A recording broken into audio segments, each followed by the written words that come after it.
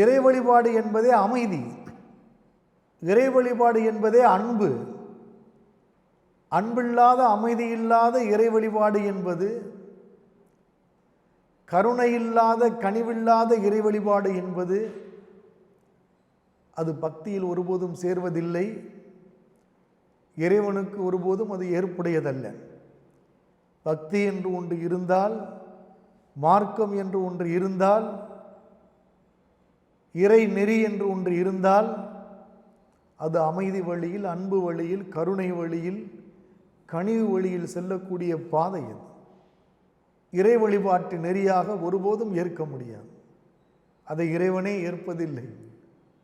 ஏனென்றால் மகாபாரதத்தில் நம்ம பார்க்கிறோம், இந்த நாட்டையே தன்னுடைய ஆளுகையின் கீழ் கொண்டு ஆட்சி செய்து கொண்டிருக்கின்ற கௌரவர்கள் பக்கம் கிருஷ்ண பரமாத்மா செல்லாமல், நாடு இல்லாமல், நகர் இல்லாமல், ஆட்சி இல்லாமல், அதிகாரம் இல்லாமல், 5 கிராமம் இல்லாமல், வாழ்வதற்கு 5 வீடு கூட இல்லாமல், எதுவும் இல்லாமல் நின்று கொண்டிருக்கின்ற பாண்டவர்கள் பக்கம்தான் கிருஷ்ண பரமாத்மா நின்றார். அதனால் செல்வம் இல்லை, பொருள் இல்லை என்று எவரும் தங்களுடைய நம்பிக்கையை விட்டுவிடக்கூடாது. நிச்சயம் ஒரு நாள் இறைவன் நமக்குரிய சிறந்த வாழ்க்கையை கொடுப்பான் என்ற நம்பிக்கையோடு இறைவனை பார்க்க வேண்டும், இறை வழிபாட்டை அமைத்து கொள்ள வேண்டும். அப்படி ஒரு நம்பிக்கையைத்தான் ஆண்டாள் நமக்கு கொடுக்கின்றார். பாவை நோன்பு நோற்பதற்கு எங்களிடம் எதுவுமே இல்லை. நாங்கள் ஆடு மாடுகளை மேய்த்து கொண்டு இருக்கின்றோம்.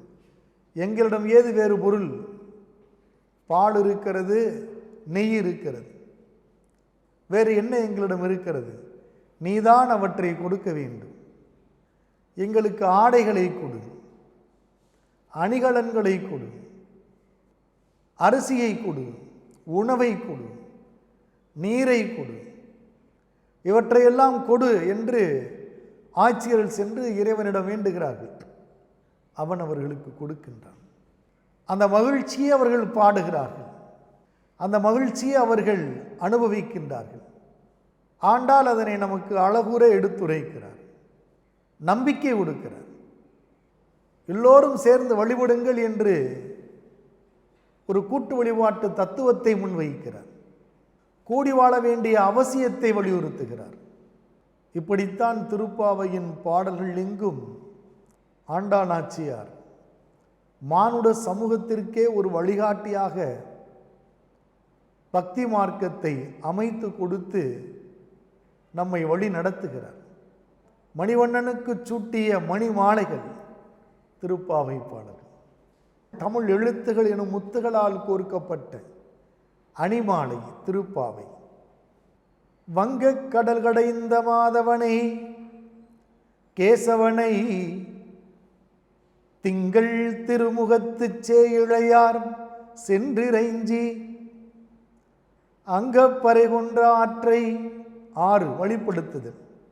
அணிபுதுவை தந்தெறியல் பட்டர்பிரான் கோதை சொன்ன சங்கத் தமிழ் மாலை 30வும் தப்பாமே ஈங்கி பரிசுரைப்பார் 2 மாழ்வரை தோல் செங்கண் திருமுகத்து செல்வ திருமாலால். செங்கண் திருமுகத்து செல்வ திருமால், சிவந்த விழிகளை உடையவன், செல்வம் பொருந்தியவன்.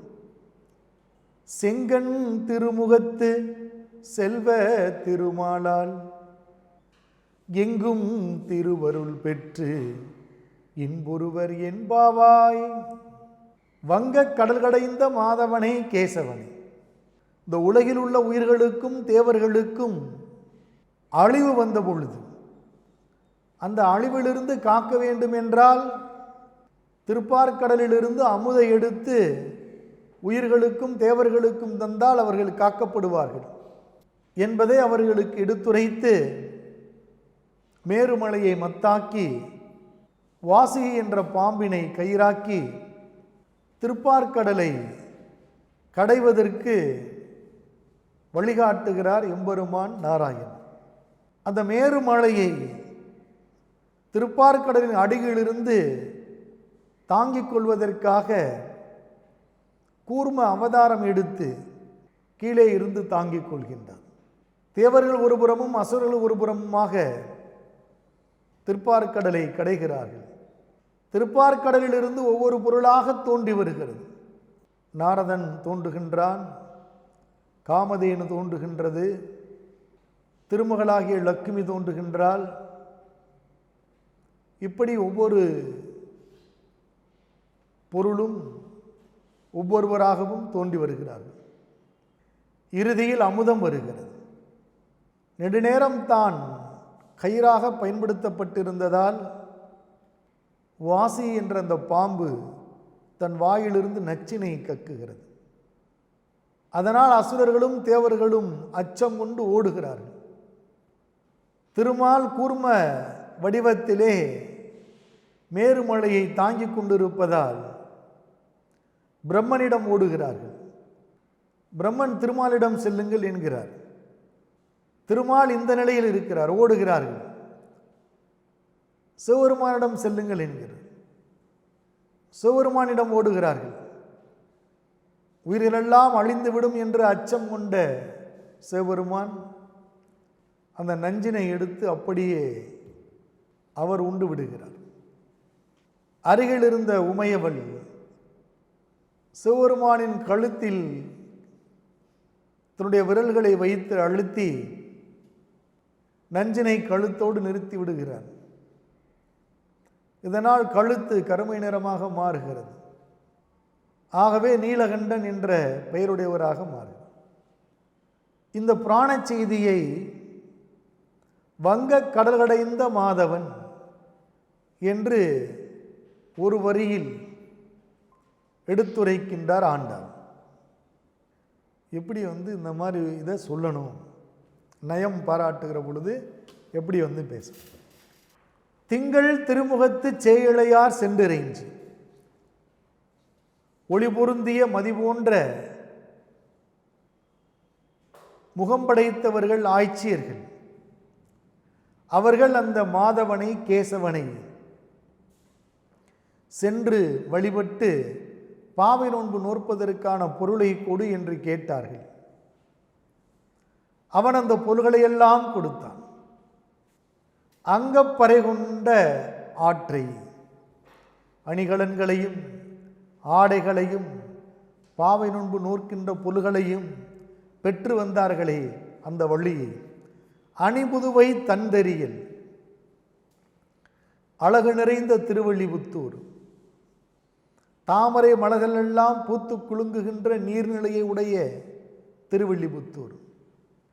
அங்கே ஆழ்வார்களுள் தலைமையானவராக அறியப்படுகின்ற பட்டர்பிரான் பெரியாழ்வார் இருக்கிறார். அவர் இறைவனுக்கே பல்லாண்டு பாடியவர்.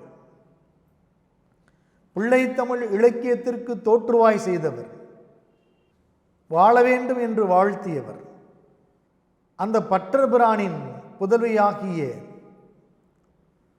கோதை என்ற ஆண்டாள் பட்டர்பிரான் கோதை சொன்ன சங்கத் தமிழ் மாலை 30வும் தப்பாமை இதுவரை பாடி அருளிய இந்த 30 பாடல்களையும் ஒவ்வொரு நாளும் தவறாமல் பாடி வருபவர்கள் ஈங்கி பரிசுரைப்பார். வாயினால் பாடி மனதினால் சிந்தித்து மனதாலும் செயலாலும் இறைவனையே நினைத்து ஒன்றி ஒருமுகப்படுத்தி பாடுபவர்கள் ஈர் 2 மால் வரைத்தூள் 4 மிகப்பெரிய மலைகள் போன்ற தோள்களை உடையவர். செங்கன் திருமுகத்து சிவந்த விழிகளை உடையவர். திருமுகத்து திருமகளாகிய லக்குமியை தன் முகத்திலே வைத்திருப்பவர். செல்வத் திருமாலால் அருளும் பொருளும் நிரம்ப பெற்ற திருமால். எங்கும் திருவருள் பெற்று என்றும் எப்போதும் இப்பாடல்களை பாடுபவர்கள் அவருடைய திருவருள் வாய்க்கப் பெற்று மகிழ்வான வாழ்க்கை வாய்க்கப் பெற்று மகிழ்ந்து வாழ்வார்கள். இன்புறுவர் எம்பாவாய், மகிழ்ந்து வாழ்வார்கள் என்று இந்த பாடலிலே திருப்பாவையின் 30வது பாடலாக பாடி திருப்பாவையை மணிமாலையாக இறைவனுக்கு சூட்டி மகிழ்ந்து உலக உயிர்களுக்கு வழிகாட்டி நிறைவு செய்கின்றார் ஆண்டாள் நாச்சியார்.